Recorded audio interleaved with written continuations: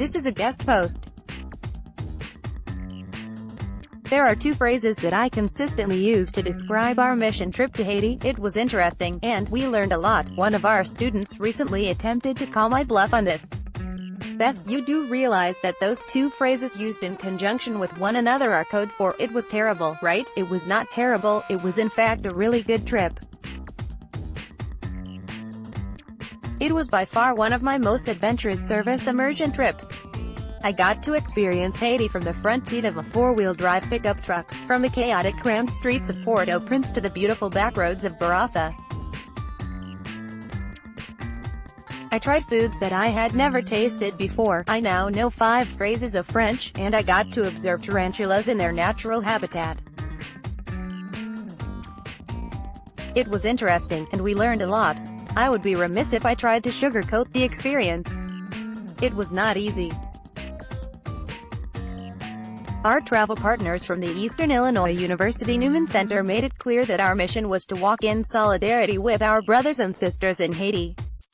While EIU has established some great relationships with various Catholic organizations, solidarity is not always clearly defined. Its ambiguity makes it inherently awkward and exhausting at times. Solidarity involves walking with people, not simply doing things for them. We lived closer to the earth than most of us are accustomed to, sleeping on lumpy cots on cement floors, taking cold showers, and eating bread, the chicken, a gift from a local farmer, for dinner. Most of us fell short in our ability to carry a meaningful conversation in Haitian Creole.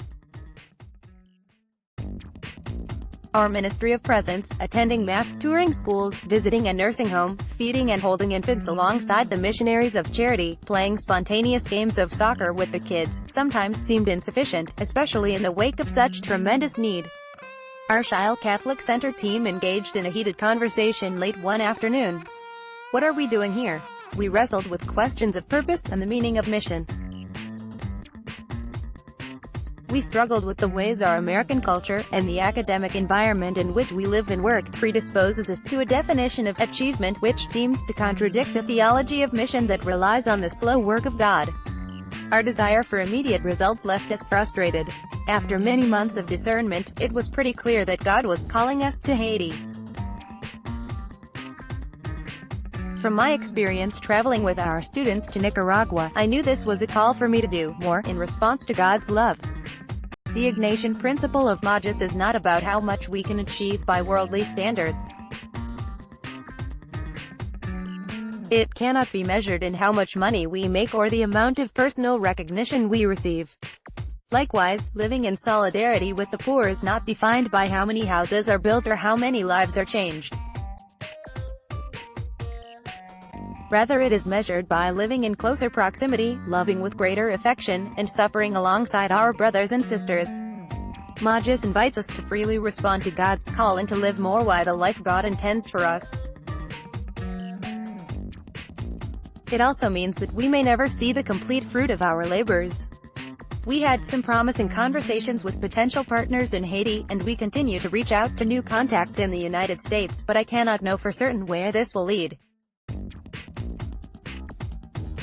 As we continue to discern our next steps, I trust that God will place more information and resources in our path if this is indeed the place He wants us to go. It was interesting, and we learned a lot, which is a whole lot more than I could say a few short months ago. AMDG. Previous article Best Ignatian Songs, Centerfield. Next article Driving with Jesus. Beth Knaubt is awaiting new professional opportunities and writes from her home in Chicago. She earned a Master of Divinity degree from Catholic Theological Union, and she is a regular speaker on topics related to spirituality, young adults, and the single life. Beth is the author of Finding My Voice, a young